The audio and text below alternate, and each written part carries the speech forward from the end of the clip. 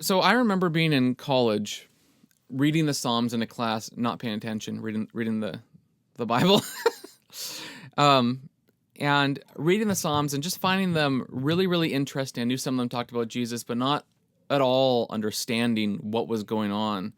It's almost just a collection of ancient words and ideas thrown about. And then you got to Psalm 22, and you were like, okay, cool. And yet, when you begin to read the Psalms, 1 to 150, you kind of begin to see these patterns that emerge just naturally from your reading. So basically the first 89 or so Psalms really, really, really have a lot of David as the author. And I believe, was it Psalm 89 Solomon the author, or is that... I don't know. I know 90 is Moses. No, it's Ethan, yeah. And then 90 is Moses, yeah. So you begin to see that, and that's really interesting. And then once you get to Psalms like 90 to 106, which is traditionally called the fourth book, you have a lot of Moses-type stuff, and a lot of stuff that goes back to the law. And that's strange, so why would that be? But you begin to read and you see, well, at the end of this, like Psalm 106, you have Moses again mentioned, but there's this sense in that psalm that people are in exile. They're waiting for something more.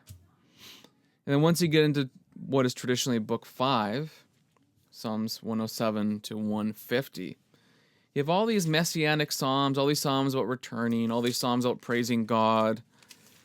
And it makes you think, oh, well, maybe there's something more for David's line. There's something more to come. So you kind of begin to see that sort of pattern, which is very general. You begin to see things like the first bit of the Psalter has a lot of laments in it, and then it ends with a lot of praises in it. Begin to see patterns like that. And then sometimes you just begin to read Psalms, and you're like, I kind of think that maybe these two are really thematically similar, like Psalms 1 and 2. Of course, yeah. The Psalm 1 opens with how blessed is the one, so on. And then Psalm 2, verse 12 ends with, those who take refuge in him are blessed or happy. So it's the same word. And then you begin to read and you're like, oh, there's a lot of other words that are really, really, really similar. A lot of other ideas. And it begins to make you think, well, Psalm 1's this general idea that you should delight in God's law. And Psalm 2 is this more specific idea that you delight in God through his son. And that's the means by which you're blessed. And then you look at it more closely and you're like, if I look at Psalm 3, above the first verse, which is actually in the it's in the Hebrew Bible, there's things like, oh, it's a psalm of David when he fled from his son Absalom. But Psalms 1 and 2 don't have any of that kind of title stuff. Yeah. So they make you think, oh, maybe they're kind of tied together a little bit as an introduction, a general thing about how to follow God and a specific way to follow God through his Messiah. And then you read the rest of the Psalms, you're like, man, the rest of the Psalms really talk about like Psalm 119, his word, you know. And then other ones are like Psalm 110 or 118 or was it Psalm 45, I think, really talk about this coming king, this Messiah that I should take refuge in and I should kiss the Son and so on. So maybe Psalms 1 and 2 are really thematically big picture introductions to everything. And I think, you know, if you read it, it actually does kind of fit. Then maybe you get to Psalms like, I don't know, Psalm 22 and 23 are famous. So Psalm 22 is virtually every verse is cited in the New Testament about Jesus. The first verse of Psalm 22 is, my God, why have you forsaken me? But almost every verse is, maybe not almost every verse. Actually, yeah, I would say the majority of them are cited in the New Testament, or at least alluded to. Like when people walk by the cross and they wag their heads at him, and that's in there.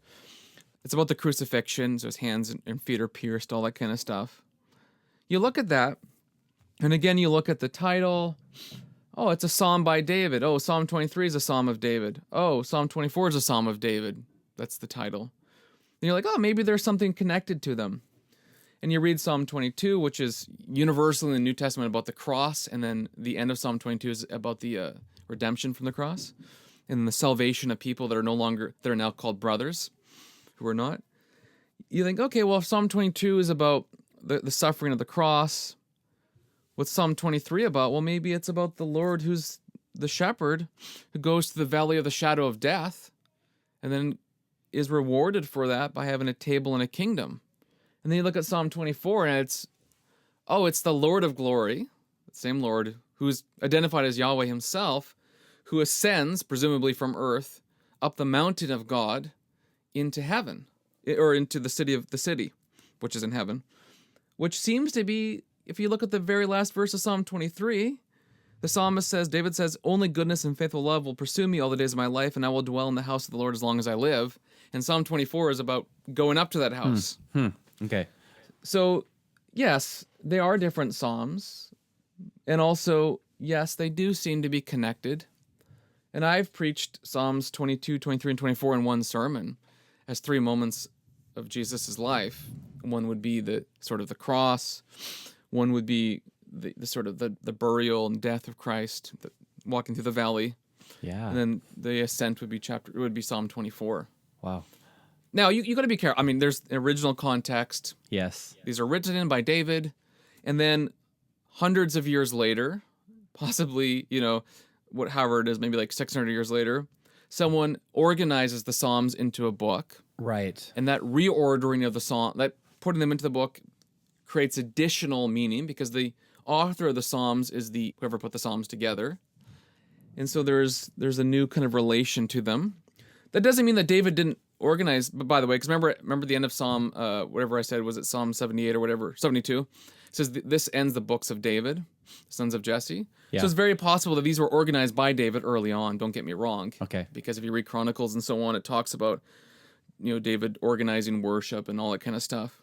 But then they were still put into this book, and some of the Psalms in the book of Psalter are easily from the exile. Psalm 137 talks about being in Babylon, Babylonian exile. So you know that the Psalms are written across 1,000 years because Moses is also an author. So whenever this is put together, there's a sense in which we can kind of read them together in a big picture way. But anyways, I think Psalms 22, 23, 24, it was an example of how you can see how this could be useful, to see a sort of sequence there that's intentional and speaks beyond itself. Yeah.